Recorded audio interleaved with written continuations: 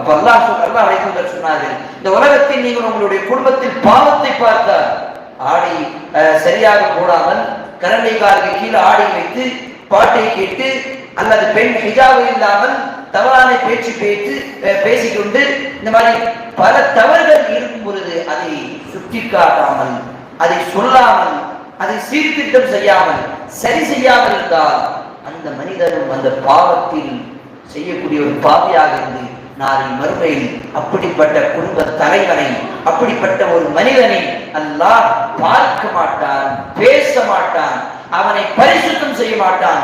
அல்லாஹ்வுடைய கோபம், சாபம் அந்த மனிதன் மீது இருந்து கொண்டே இருக்கும். சுப்ஹானல்லாஹ். அப்ப அல்லாஹ்வுடைய இந்த மாதிரி பல விஷயங்கள் அல்லாஹ் சுப்ஹானஹு வ தஆலா தன்னுடைய திருமறை குர்ஆனிலும் அல்லாஹ்வுடைய தூதர் நமக்கு ஹதீஸிலும் சொல்லி இருக்கிறார்கள்.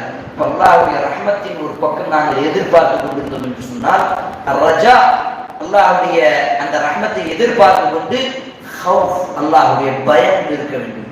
அல்லாஹ் மன்னிக்க கூடியவன் என்று சொல்லிவிட்டு பெரும் பெரும் பாவங்களை நாங்கள் செய்யக்கூடாது.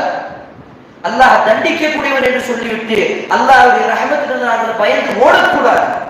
அல்லாஹ்வுடைய ரஹ்மத்தை எதிர்பார்த்து கொண்டு அல்லாஹ்வுடைய அஸாபிலிருந்து பயந்து கொண்டு நாங்கள் இந்த ரமலானில் ஈடுபட்டிருக்க வேண்டும். யா அல்லாஹ், உன்னுடைய ரஹ்மத்தை நாங்கள் எதிர்பார்த்து கொண்டிருக்கிறோம். உன்னுடைய அஸாபிலிருந்து நாங்கள் பயந்து அதிலிருந்து பாதுகாப்பு தேடுகின்றோம். அல்லாஹ்வுடைய தூதர் ஸல்லல்லாஹு அலைஹி வஸல்லம் தொழுகை ஒவ்வொரு முறையும் இந்த பிரார்த்தனை செய்வார்கள். அல்லாஹும்ம இன்னி அஊது பிக மின் அஸாபில் கப்ர் வ அஊது பிக மின் அஸாபி ஜஹன்னம் வ அஊது பிக மின் ஃபித்னத்தில் மஹ்யா வ மமாத். அல்லாஹும்ம இன்னி அஊது பிக மினல் மஅஸமி வல் மக்ரப்.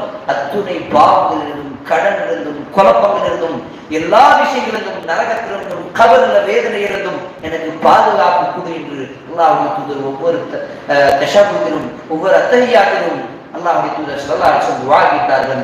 நாங்களும் அல்லாஹ்வுடன் இந்த பிரார்த்தனை செய்ய வேண்டும். அல்லாஹ் நம் மீது தன்னுடைய